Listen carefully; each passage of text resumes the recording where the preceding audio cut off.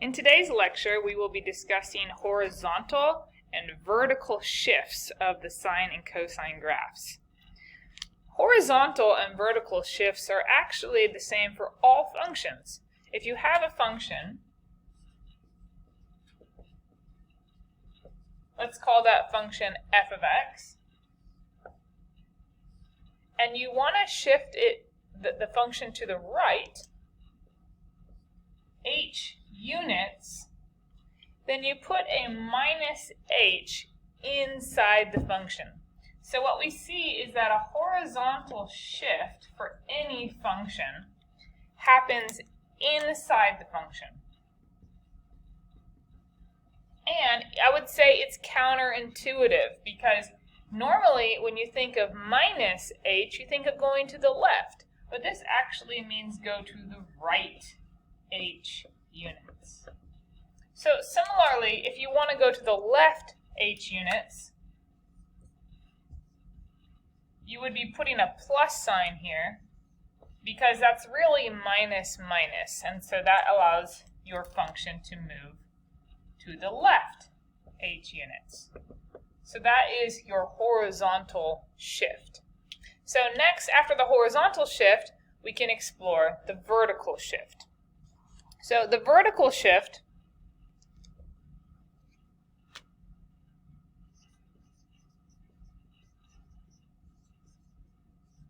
is going to happen outside the function. And it's also true that inside the function is where you're going to see a horizontal stretching or shrinking. And that was the period change that we discussed in the previous lecture.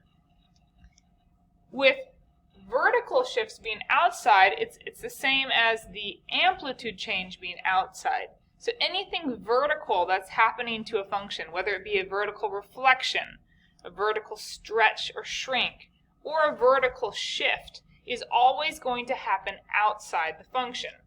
So instead of seeing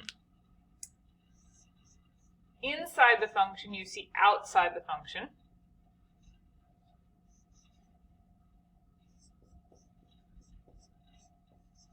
And it's also intuitive, not counterintuitive. So things that happen inside the function are counterintuitive in that when you see a minus, it actually means move to the right. If you see a plus, it means move to the left. But outside the function, the vertical shifts are intuitive. So when you see an f of x plus h, that actually means move up h units. And when you see an f of x minus h, that means move down h units. So now let's apply this to the sine and cosine function. Suppose we have a sine function, and we want to move that sine function to the right. Suppose we want to move it to the right pi thirds. So here then, we see that the sine function is moving to the right by pi thirds. Now if we want to move it to the left, let's say we have a cosine function.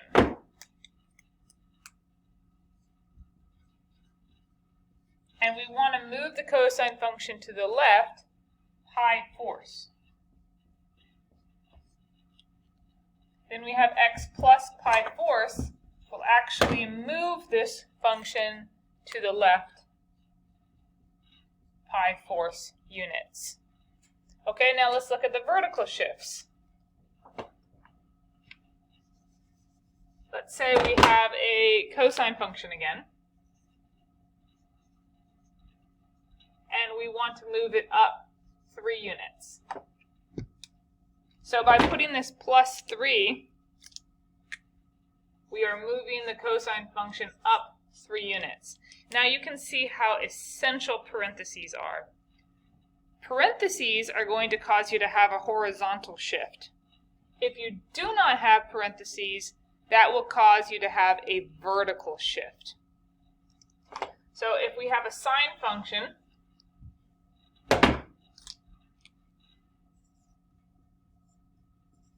and we want to move that sine function down 2 units, then we would have a -2 on the outside.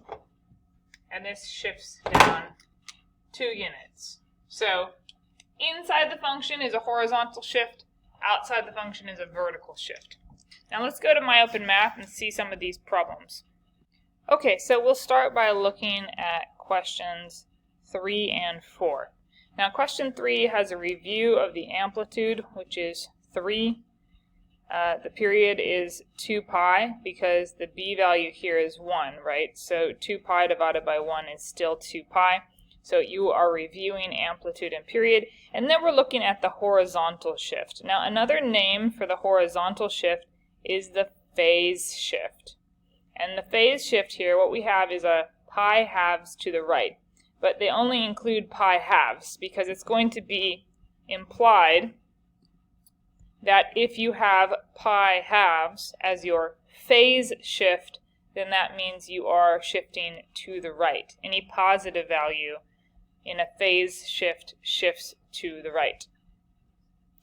Next, for the graph of the function, here we have the sine graph that has an amplitude of 1 and a period of 2 pi, but we are shifting this graph to the right 3 pi force.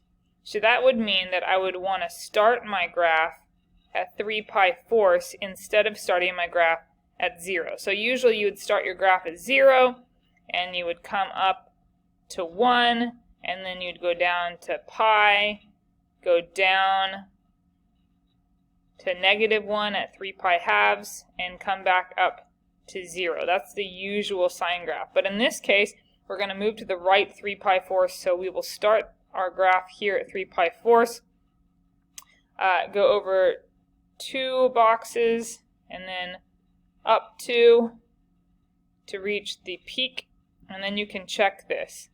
Does this have an amplitude of 1 that matches here? Yes, we have an amplitude of 1. Do we have a period of 2 pi? We have -3 pi force for one of my peaks, +5 pi force for the other peak, so you can see from peak to peak, or also even from looking from trough to trough, we have a 2 pi period, and then we have shifted this graph to the right 3 pi force. Alright, next I want to go down to 8 and 9. So with 8, we again have a review of amplitude. 3 period in this case would be pi because 2 pi divided by 2 is pi. They are going to be expecting pi, but sometimes you'll see a decimal approximation. It does not mean that you should enter a decimal approximation. It means that the computer is going to grade your exact answer by judging it against this approximation, but you would want to enter pi. Now this is where it gets a little trickier. Phase shift. Alright, so what we see here, and let me say here that you want to put pi here. Make sure you include the exact answer here. For a phase shift, what we want to do is we want to factor out the b value first. So we want to rewrite this. We still have the 3, and then sine. And then when we get to this set of parentheses here, I'm going to use a bracket. And I'm going to factor out the 2. So that leaves me x minus, if you factor out a 2, it's dividing by 2, so that would be pi 16ths. And you can check that by using the distributive property. 2 times pi 16ths is pi 8ths. I'll close the parentheses and then also close the bracket here. So that pi 16ths is your phase shift. So you always have to make sure that you have your b value factored out before you determine your phase shift. And you would want to type in pi 16ths here, but if you wanted to compare what your answer was to the decimal approximation, you can then just type that into the calculator to see if you're right. So pi divided by 16 is 0.1963, etc. But they're going to be looking for your exact answer. Okay, so now let's go on to question number 9 here. We have to come up with the equation of this graph, okay? And it has to be sine. So the first thing I'm going to do is I'm going to make the observation that the amplitude is 2, right? Because from the midline to the top here, we have an amplitude of 2. So that will be the number that goes out in front of my sine equation.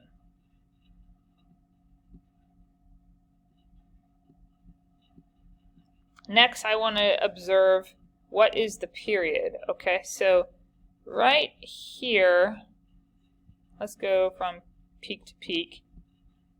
We have this amount right here. If this is negative 2 pi, and this is negative 3 pi, and there are 3 boxes in between, then that is negative 2 and 2/3 pi.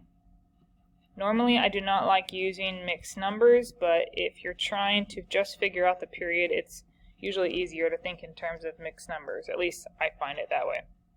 And then over here, this peak right here is 1/3 of the way past pi. So this would be 1 and 1/3 pi for this peak right here.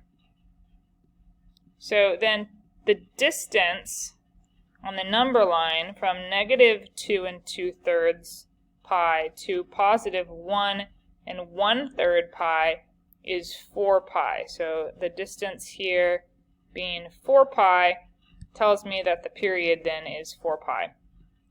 So if the period is 4 pi, then the b value would have to be 1/2. So we can confirm that is true. The period is 2 pi divided by the b value. So 2 pi divided by 1/2 is 4 pi. So that means that the b value I have here is going to be 2. No, sorry, 1/2. I just said that. 1/2. Okay, now for the phase shift, I'm going to put more parentheses in here. And then you can write it using the distributive property or not. And this technically this parentheses could be a bracket or a parentheses. It doesn't matter. Sometimes brackets are used because they look nicer. Alright, so now I see that the sine function got shifted to the right just a little bit. And what's nice is that they tell me that the point they mean to say point, not pointed. The point indicated is pi-thirds 0. So if that one is pi-thirds 0, that means we have shifted to the right pi-thirds. So we want to write x minus pi-thirds like that. Now if you want to write this function without so many parentheses, you could write it as y is equal to 2 sine. And you have only one set of parentheses here. Use the distributive property 1/2 x. And then when you distribute this, this is pi/6.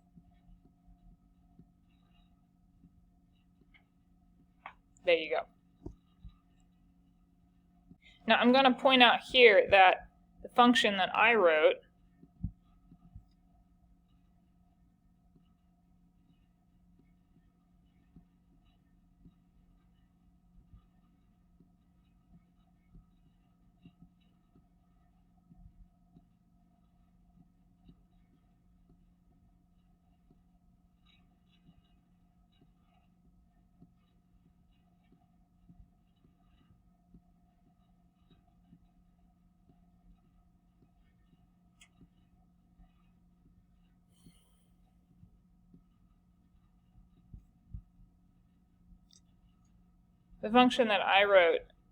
has a 1/2 in front of x minus pi-thirds.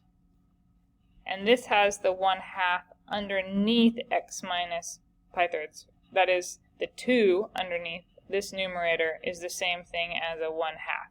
So you can write it either with this bracket parentheses combination, or even a parentheses parentheses combination, or you can write it like this, although this is not what you'll be seeing in your textbook, so it's probably better just to stick with this format right here. So now I would like to show you how to graph by hand, doing problems from the textbook that are similar to the ones that I assigned to you. So let's start with page 162. Number 44, the problem is to graph over a 1 period interval, y is equal to negative 1/2 cosine 4 times x plus pi halves.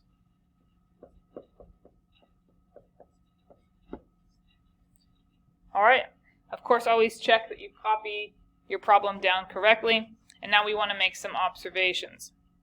So first I want to make the observation that because we have a negative outside, this negative is a vertical reflection. I also notice that my graph has an amplitude of 1/2. The b-value is 4, so that means that the period of the graph is going to be 2 pi over 4, which is the same thing as pi halves. And then I notice that I have a phase shift, or a horizontal shift. The phase shift is negative pi halves. Now, if you were putting wallpaper on your wall and there was a pattern that repeated every so often, let's say the pattern repeated every 2 feet. And if you were to take your wallpaper and then slide 2 feet of wallpaper over to the left, the pattern would be identical to what you had before.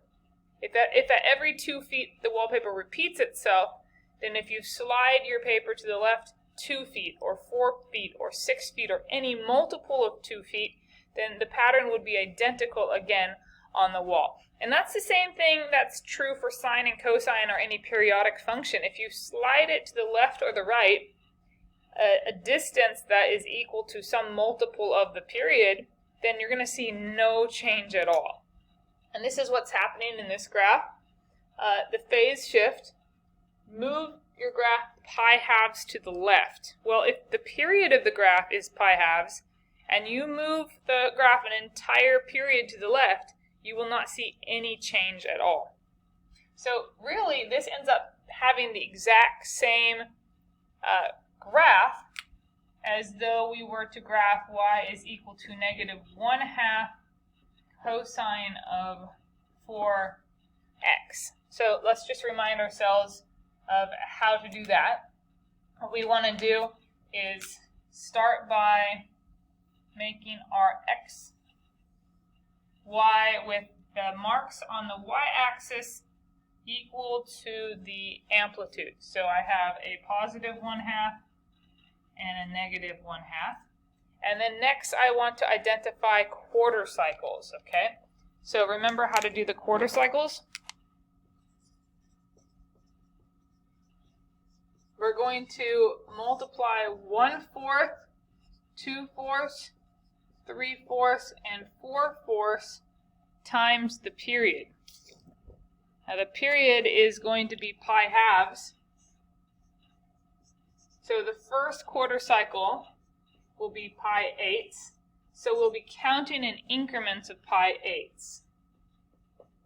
So rather than write this out every time, if you just want to count in increments of pi eighths, that would work as well.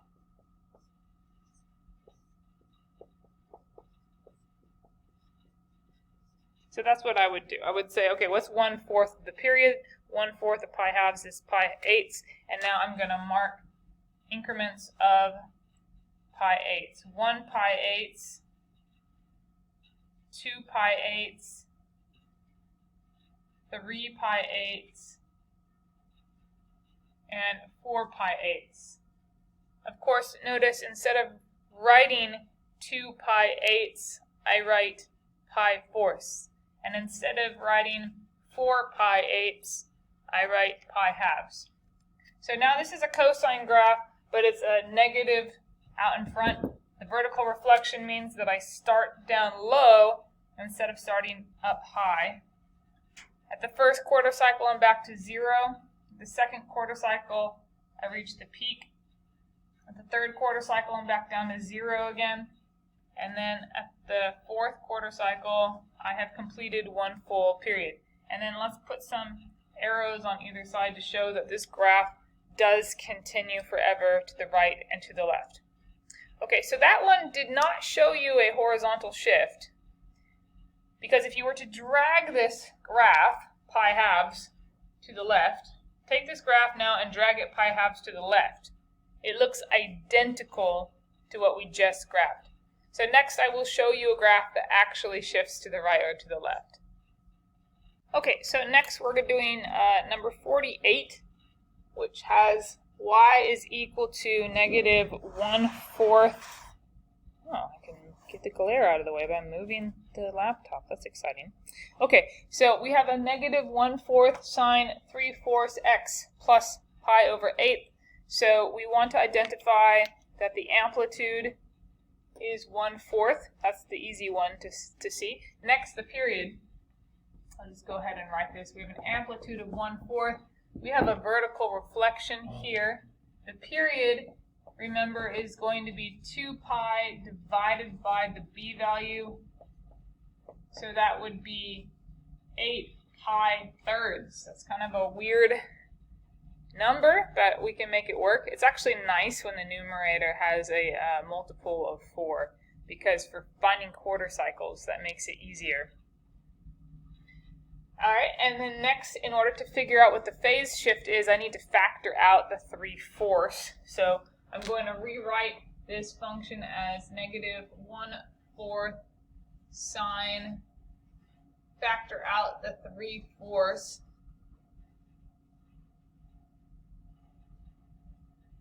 And so to factor something out, you just need to divide the number by it, because you're about to then multiply that same number to what you had. So if we divide by 3/4, the same thing would be to multiply by 4/3. So if you multiply, so let's see, pi eighths divided by 3/4 is the same. You can't see this. Let me show you up here. You still can't see it because of the glare. All right, let me just, I'll do it down here. Okay, so if you have pi eighths and you divide pi eighths by 3/4, that's the same thing as taking pi eighths and multiplying by 4/3, and then you can see that the 4 and the 8 reduce. So now you have a pi over 2 times 3, or pi 6. And then you can double check that that is correct by using the distributive property, right? So 3/4 times pi 6 is 3 pi over 24, which reduces to pi over 8. So that's how you factor out with the fraction. Of course, that is elementary algebra, so hopefully that wasn't too tough for you. Okay, so this is all to say that the phase shift is we're actually moving this graph to the left, and we're moving it to the left pi 6. Okay, so this is going to be pretty challenging. Sometimes when you start a graph like this, you can be overwhelmed. So remember, first just draw your xy axes, and next mark the y-axis identical to the period.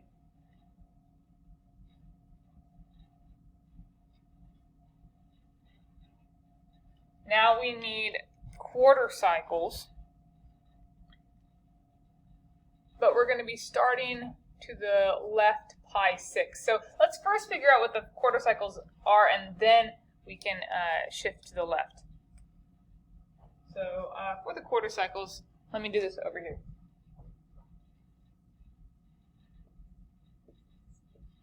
So the quarter cycles, I need 1/4 of the period, and then 2/4, 3/4, 4/4. I'll compute these really fast.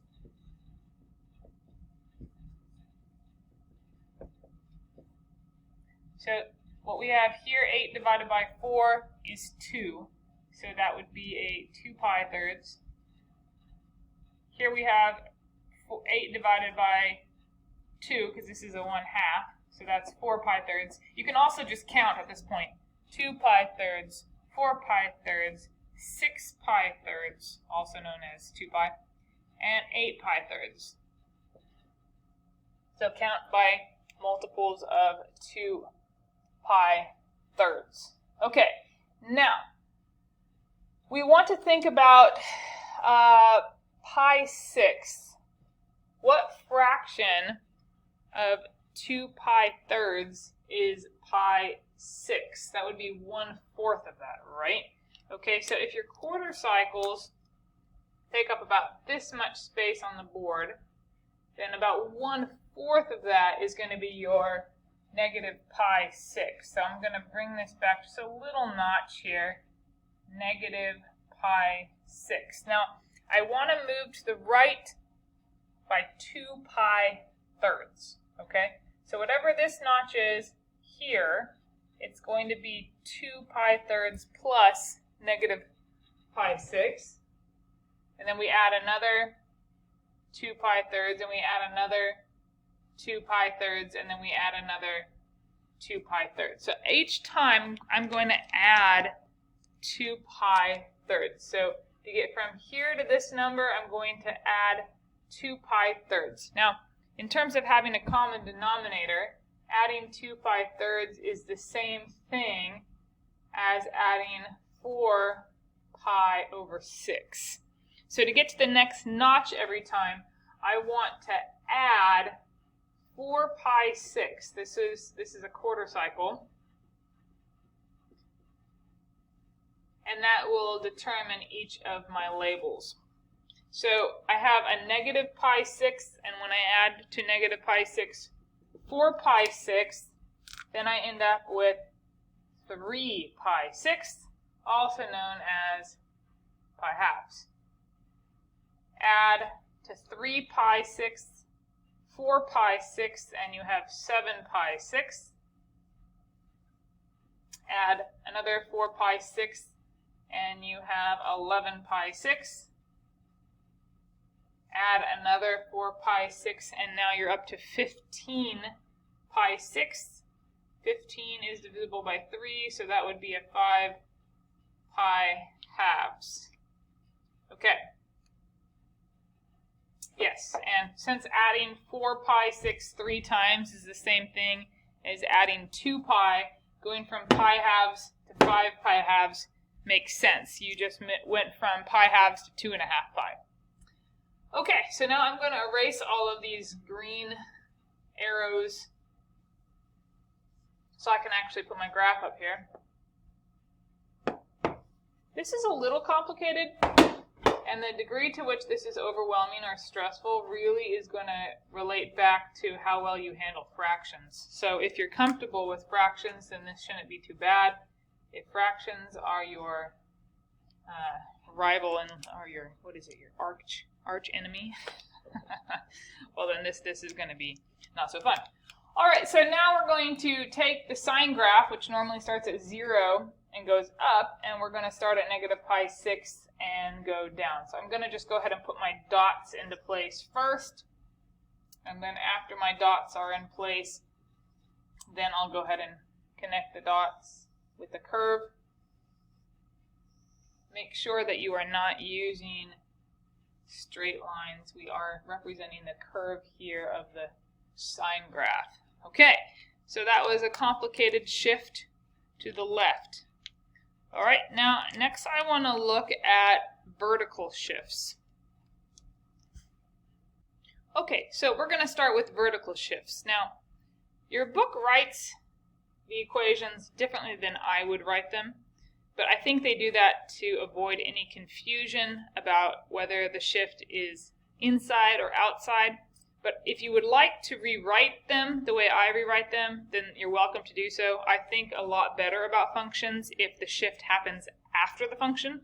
So I will rewrite this as y equals negative 3 cosine x plus 2. And I can see there are no parentheses, so I know that is a vertical shift. That's a shift up 2 units, right? And we also see that the amplitude is 3.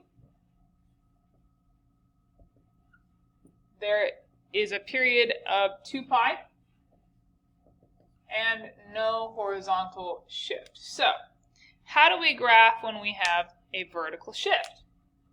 Well, what you would want to do is you want to think about how high and how low does your graph go. You want to do that before you put your axes down, unless you just have lots of space to work with on your graph.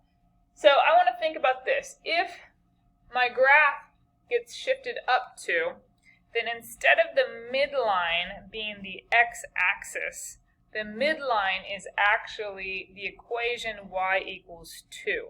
And then the graph will go 3 above 2 and 3 below 2. So 3 above 2 is 5, and 3 below 2 is negative 1.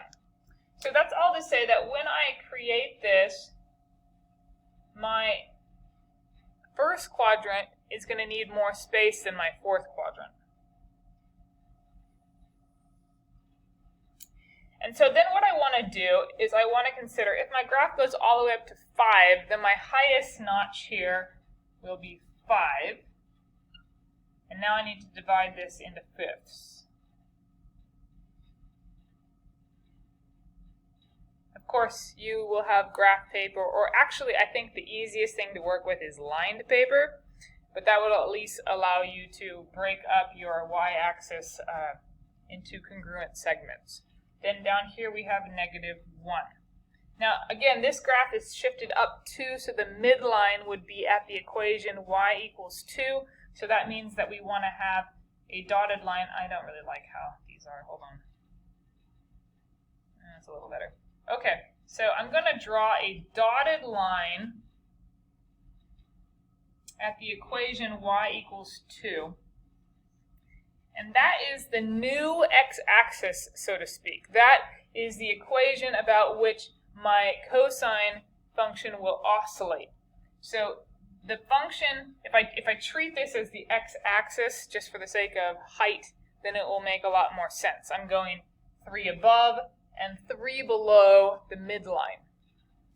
Okay, so next for quarter cycles, I have a period of 2 pi, so the quarter cycles will be very easy. I have pi halves, pi, 3 pi halves, and 2 pi. When you are plotting your points, though, you're not going to have the cosine zero out on the x-axis at these points. You're going to have the cosine zero out at the x-axis, the new x-axis, which is the midline, okay? So what that means is, let's start with the fact that cosine normally starts at its highest point, but in this case, we have a negative out in front. That's a vertical reflection. So that means that cosine is actually going to start at its lowest point. And then it hits 0 at the first quarter cycle, but I've got to plot the 0 point up here at 2. That's the new 0, okay? Because the whole graph got shifted up 2. Then it reaches its max height now halfway through at pi, and then it comes back down to the 0, which is again the midline, at 3 pi halves, and lastly finishes down here at 2 pi. So plotting the points first can be really helpful for the curve. So now I'm going to just connect these with a curve and put some arrowheads on either side to show that I keep going. Okay, let's do another one of these. We'll do number 54 next. Okay, here is 54, also on page 162. So I'm going to rewrite this as 3 sine of 1/2 x, and I'm also going to do this. Whenever you have handwritten functions, please use parentheses, even if the book does not, to include both the b value and the x together, because technically, without the parentheses, you could have a linear function. Because if you have sine of 1/2 times x, then sine of 1/2 just becomes a constant in front of the variable x, and that's a linear graph. So you want to have parentheses. The reason the book does not is because it has a slight little space, and that slight little space between the sine and the 1/2 x is implying parentheses. And if you're a textbook and you have font and with perfect spacing, I guess you can do that. But when you're handwriting, you don't want to take that risk. Okay, so what I notice here is that I have an amplitude of 3. I have a vertical shift down 3. I have a period of 4 pi. So if I have a midline that has now dropped down 3, and my amplitude takes me 3 above and below -3, then that means I'm going to go all the way down to -6 and as high up as 0. My x-axis then is really high, and I'm going to go down to -3 and -6. Okay, so -3 is the midline. However high you shift up or shift down, that becomes the midline. So the midline of this graph, which is not supposed to be going downhill, but I don't have lined paper, is y equals -3. So with an amplitude of 3, you can see that I'm going to be oscillating above and below -3, so that I will go down as far as -6 and go as high up as 0, because the amplitude is 3. For the period is 2 pi divided by 1/2, or 4 pi. So quarter cycles are very easy. 1/4 of 4 is 1, so you count by pi's. Pi, 2 pi, 3 pi, and 4 pi. So very easy quarter cycles. This graph has no vertical reflection, so we start at the 0, which is the midline. The first quarter cycle, we reach the peak, back down to the midline, halfway through the cycle, down to the trough, 3/4 of your way in, and then back again to the midline. So my graph is going to look like this. Now feel free to use a graphing calculator for this course. The graphing calculator will not do the work for you. The graphing calculator will help you check your answers. So if you rely on the graphing calculator to help you get the graphs done in the first place, then that means you don't have a very good understanding of what you're doing. You really want to be able to graph without the graphing calculator and then just look at the graphing calculator to check. It will slow you down tremendously. I had a student once who tried to get by the majority of the course by using his calculator, and he failed the course. So don't rely on your calculator, rely on your brain, and then use your calculator to check your work only. Okay, so next I want to look at some myopen math problems. Okay, let's start with number 14. We have to figure out the equation of this graph. Now you can zoom in. Do you see this right here? This little magnifying glass allows you to get an enlarged graph, and then you can get some notes here. I'm going to observe that the midline of this graph is at -4, right? So if you were to have a dotted line that goes through this graph, it would be at -4. So that tells me that my graph shifted down 4 units. Another observation I'm going to make is that the distance from the midline to the top is a distance of 5. So from the midline down is 5. I can see also that this is going to be a sine graph because at the midline I'm at 0, and then I go up, and then I go down and I zero out again in one full cycle. So that tells me I have a sine graph. And then lastly, I want to observe that the period is 5. Okay, so from here to here, I have a horizontal distance of 5. So it turns out the period is 5 and the amplitude is 5 in this problem, but I have a vertical shift down 4. So taking this information, I'm going to now go back here. So we said that the amplitude is 5. The period is also 5. The midline is the equation y equals -4. Don't just put -4. You are looking at the equation of a line. So what does that mean for the function? Function ends up being 5. There's your amplitude. We said it was a sine graph. We said it was shifted down 4. And then when you know the period, 2 pi divided by the period, or 2 pi divided by the b value is 2 pi fifths in order to give you a period of 5. So there you go. Pretty simple. Next, we move on to number 16. Here we have another graph that you can zoom in on. Anytime there's a magnifying glass, I would recommend you do that. We can see that we have another sine function. This graph has not shifted up or down, which is unusual. I think that this was supposed to shift up or down, and maybe in your version it would. And then you can see that the amplitude is 2.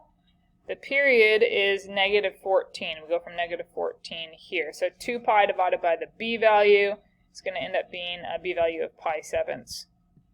So here we have 2 as your amplitude, pi sevenths as your b value, and then normally you would see a shift up or down, and that's why they've had +0. It just so happens that the random number chosen for this problem was a 0. Now if I submit this, I'm going to submit this as something bad. I'm going to say this is y equals 6. Obviously not. Oh look, try a similar problem. Okay, so this one actually did shift down, and you can find the shift by identifying where the midline is. So I can see that the midline, where you're going to have the same distance above and the same distance below with amplitude, right? So this amplitude now goes from -1 to 2, so that's an amplitude of 3. And again, the distance from the midline down to the trough should be the same. So that tells us that the midline is going to be the equation y equals -1/2. So that means, not 1/2, -1, sorry, y equals -1. So that means that when you are giving your answer, you want to make sure that you have a -1 at the end to shift down. The period of this function looks like we have from -14 to 0 here. So again, we have the same period of 14, giving us the same b value of pi over 7.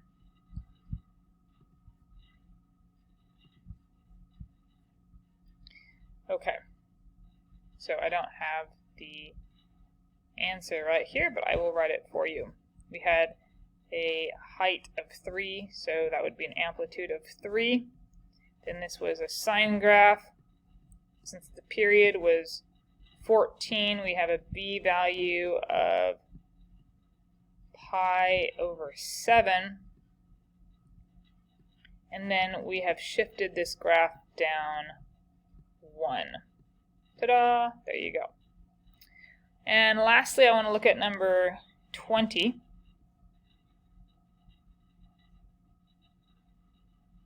Okay, so the amplitude of this graph is 5.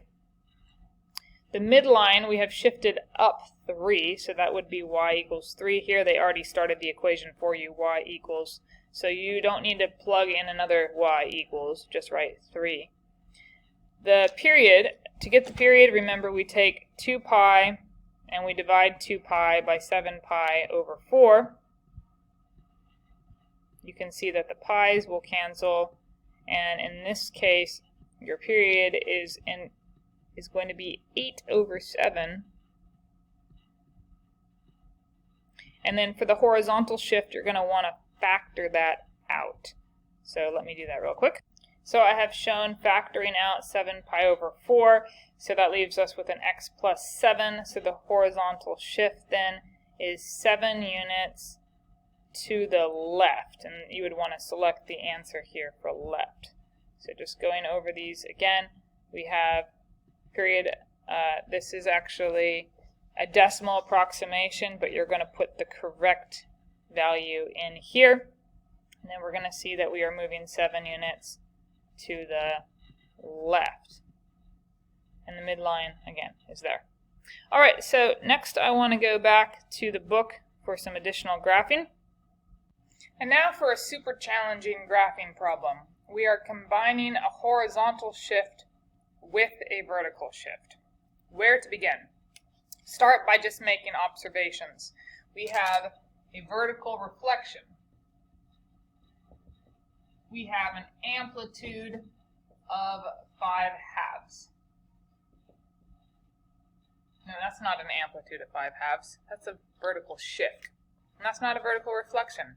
It's just throwing me off because it's written backwards. Let me rewrite it the way I would want to write it, and then I'll make my observations again. I'm actually glad I just made that mistake in front of you, because hopefully that will keep you from making the same mistake. The number out in front in the book is actually the vertical shift. It drives me nuts. So I rewrite it so that the vertical shift now appears at the end. All you have to do is use the commutative property of addition and rewrite it. Or when you copy down the original problem, copy it down this way. And now I will make my observations again. So there is no vertical reflection. The amplitude is just a plain old 1, so that's nice. The shift down is 5/2. The period of this function is going to be 2 pi over 3. And then the shift, the phase shift, is we are going to the right by pi over 6. So when you go to set up the axes for this, you want to first consider how high and how low you go. Since we have a midline down at -2.5, this is going to be entirely below the x-axis.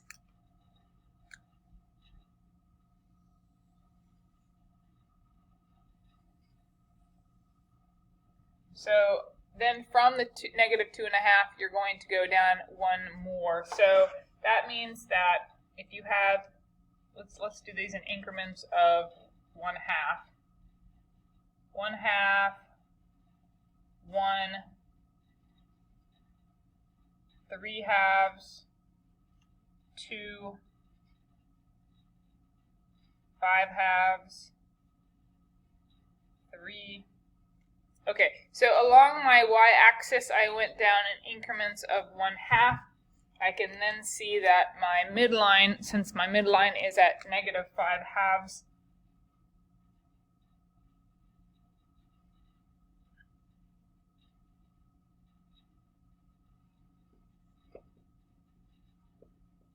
always make sure that this is a dotted line, and preferably you could do it in a different color. That might help. And then I'm going to be oscillating 1 above and 1 below the midline because of the amplitude of 1. So my graph is going to just be stuck right here in this region, way down here. Okay, so next I want to make the notches on the x-axis, so I'm looking for quarter cycles. Quarter cycles of 2 pi thirds are very handily pi over 6, right? Because 1/4 times 2/3 is 1/6. So that means that as I'm making my notches on the x-axis, I'm going to be making them in increments of pi 6. And it's really nice when your horizontal shift is identical or a multiple of one of your quarter cycles.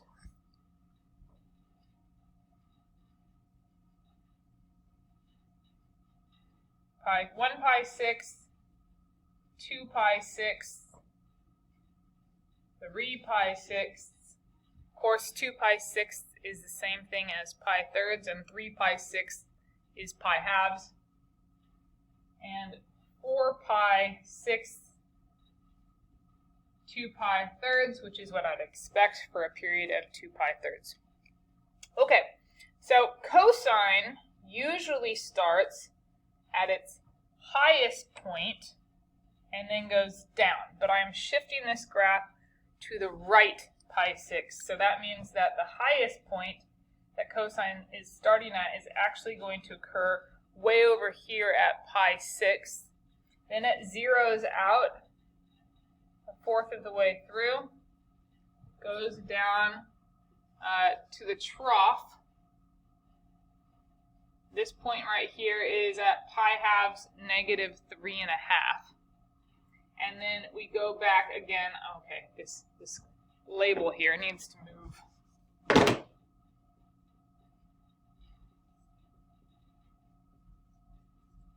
We zero out again here. Okay, so starting at the highest point, coming down and zeroing out, and then we would expect the graph to keep going up high. Since my graph has run out here, I'm going to continue the graph over here to the left. Now what this means is that this graph now looks like a sine graph. So this graph right here is actually identical to y equals sine of 3x minus 5 halves. This graph of sine is identical to this graph of cosine. And that's because when I shift it a quarter of the cycle over, you could see when I graphed in that first lecture that sine and cosine, when I graphed them on the same graph, were the same picture, just a quarter of a cycle shifted over. And that's exactly what happened here. I just shifted cosine back a quarter of a cycle into the sine position. So that sometimes happens.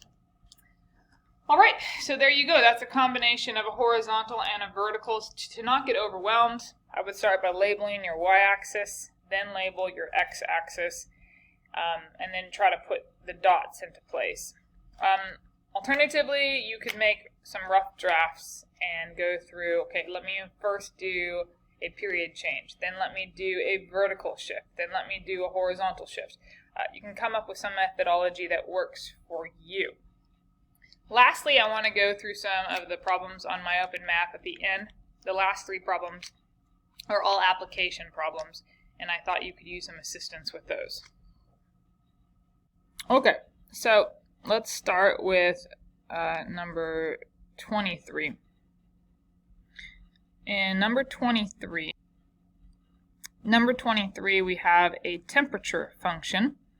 And the first question is, what is the highest temperature the oven achieves? If the midline is 350 degrees and the temperature goes 20 degrees above the midline and 20 degrees below the midline, that means that this graph is oscillating between 330 and 370 degrees. So again, the highest temperature would then be, come on. It's not responding to me. Hold on. 370. So you take the midline, you add the amplitude, that's how high it goes. Take the midline and subtract the amplitude, and that would be how low the oven goes. The amplitude of this function we already talked about is 20. The period of this function, you would take 2 pi and divide it by 3 pi, which is the b value. And so you could end up seeing that this function has a period of 2/3. Now, don't put 2/3 as your answer though, because this original function is x is in the number of hours since the oven first has its temperature at 350. 2/3 of an hour is the same thing as 40 minutes. So just be careful here that you want to make sure that you have your conversion from hours to minutes before you put your answer in. Okay, and then next, when is the first time the oven will hit its highest temperature? The highest temperature, so for a sine graph, let's think about this all in terms of a graph. Let's say here's your midline. Your midline is y equals 350. Midline should be a dotted line, but I'm drawing it like it's the x-axis. Okay, so your sine graph reaches its highest point a quarter of the way through the entire period. So if the entire period is 40 minutes, that means that the first fourth of the graph is going to be 10 minutes. So the highest point of 370 degrees occurs after 10 minutes. Ta-da, there you go. All right, number 24. This one has a help video, so that should help you quite a lot. The outside temperature over a day can be modeled as a sinusoidal function. Suppose you know that the temperature is 59 degrees at midnight, and the high and low temperature during the day are 69 and 49. You can tell right here that the middle value is 59, so that would be your midline. And since between 59 and 69 you have 10, your amplitude is 10. So already you can see that. And then assuming that t is the number of hours since midnight, find an equation. So this is where I would do a little sketch to help me get through this one. Okay, so I'm going to let the y-axis is going to represent midnight because t is the number of hours since midnight. Okay, so what then should our x-axis labels be? This sinusoidal function is outside temperature over a day. So over one day, we're talking 24 hours. So the next midnight happens here. And so let's just call this 2400 hours. Then we would have noon, which will be 12. And then here would be your 6 o'clock. I'll just write 6 for space. And this is going to be 1800 hours, or 6 p.m. So the mid temperature over a day can be modeled here. So at 59 degrees is at midnight. So we would expect the graph to be at 59 degrees again at 12. Now, the lowest point would be 6 a.m. when it's going to be the coldest here.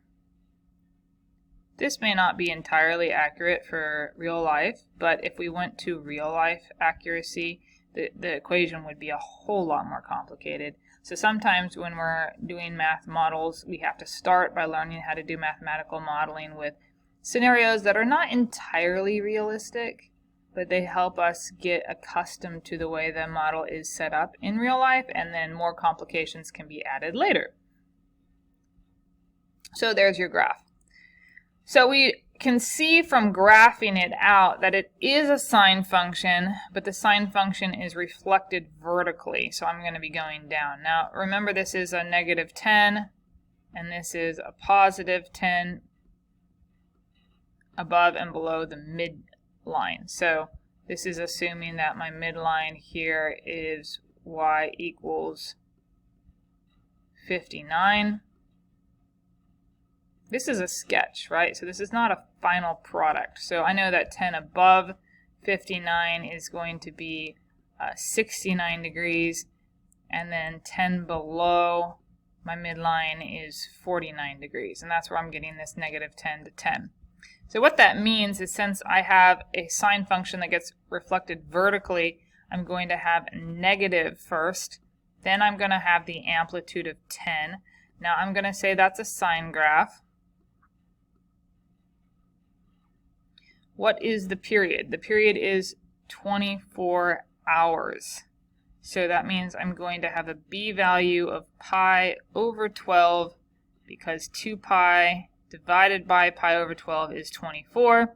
I'm not using x, I'm using t for this function, and then I am shifting this whole function up 59. So negative 10 sine pi 12's t plus 59. Now I have to erase this all to see the answer.